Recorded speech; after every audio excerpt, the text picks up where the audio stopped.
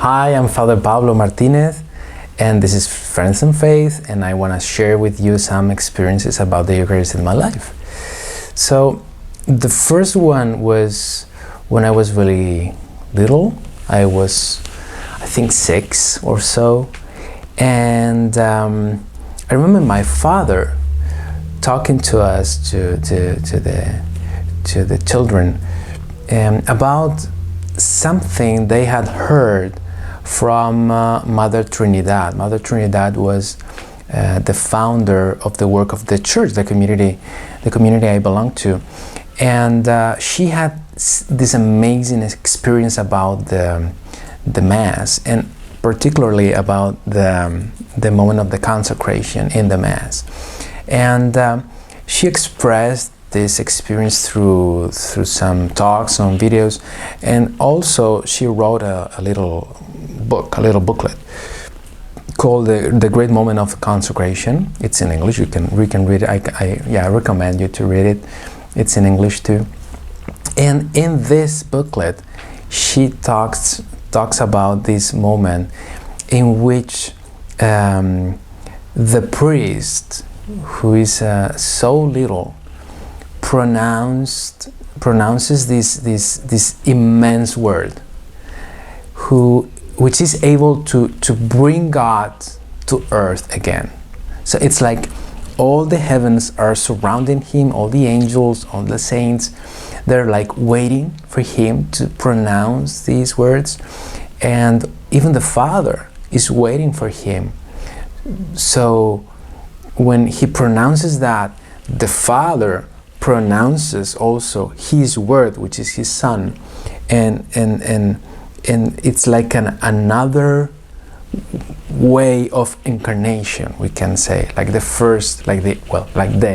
incarnation, right? When he pronounced his word, which is his Son, in the love of the Holy Spirit, and he became flesh. So it's like an incredible moment we live every day when we go to Mass. But the point was that my father was trying to explain that to us, and he said that the priest is the man who has most power on earth, because he can do that God comes again to earth. And for me as a child, that was like, wow, this is really power, right? So I remember that. And of course, it's like a superficial way of seeing it, but it's not just that. I'm more and more convinced that in that, and there was also a deep message from the Lord to me as a call to share this power, which is not power in a human way. It's not power about telling people what to do, because that's not the power I'm talking about. It's like divine power, and divine power is about love, and is about saving, right? So sharing with him this power, which is love and salvation, was really all in the same package at that time. I've been like opening that package for years, right? But this was a really beautiful experience in a normal conversation in our home, and it really was really beautiful. From that moment, and in several moments since that, I've been experiencing this like attraction to the Lord in the Eucharist. It was like a really simple one, wasn't anything like spectacular or extraordinary, but it was something steady, right? It was something steady, like constant, like this constant call from the Lord, and that constant like soft experience that he is there, right?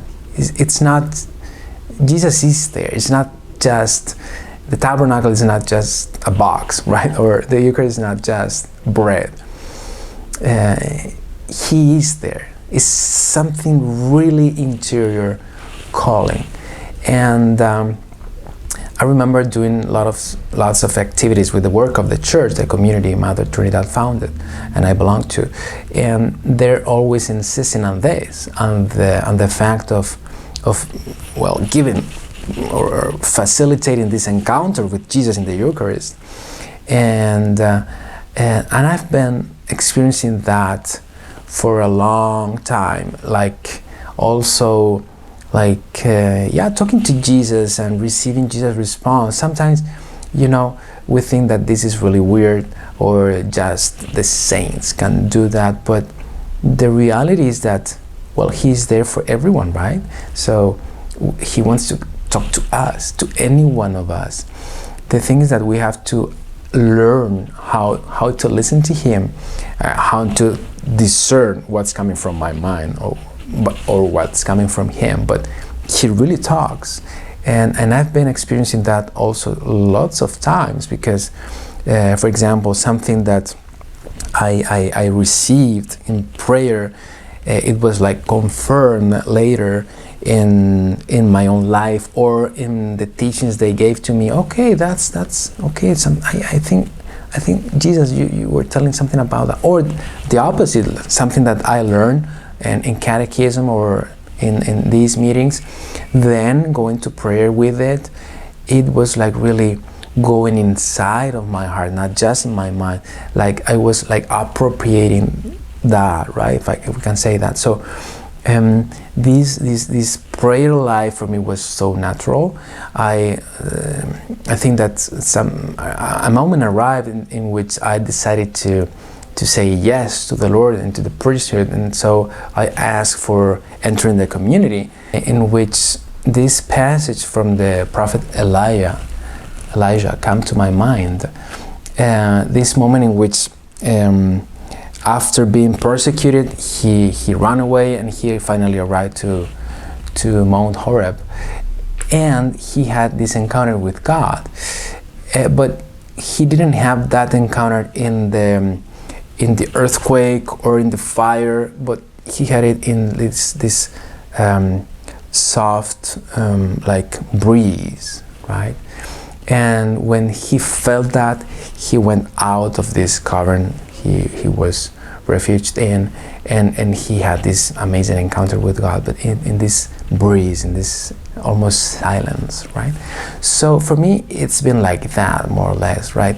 In many years of contact with the Eucharist, I've seen clearer and clearer that I wanted to be with Jesus for all my life. I wanted to be a priest, because it was really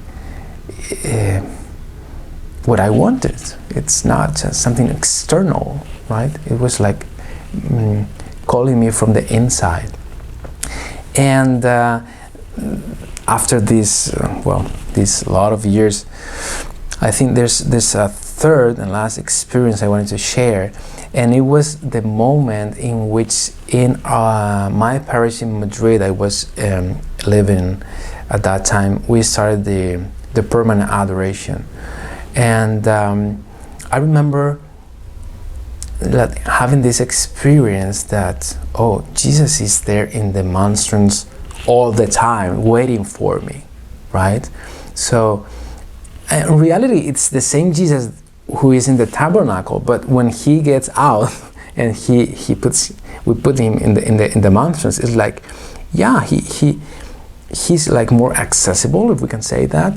And really, I felt every time I entered the church, I sometimes I forgot that we had already the adoration going on, and when I entered the church, oh, is Jesus there? So this deep experience that he was waiting for me, that he's in there really, and this is really like, it's like another moment of him like touching my heart and saying me, well, I'm here for you, okay? So please spend some time with me, right? So, well, these are the three experiences. The first calling, then this long experience of dialogue with Jesus, and then this well, this little call again from the Lord, from the monstrance specifically. So, well, I invite you all to have your own experiences, because Jesus is there for each one of us, also for you, and He's waiting for you all the time. Thank you.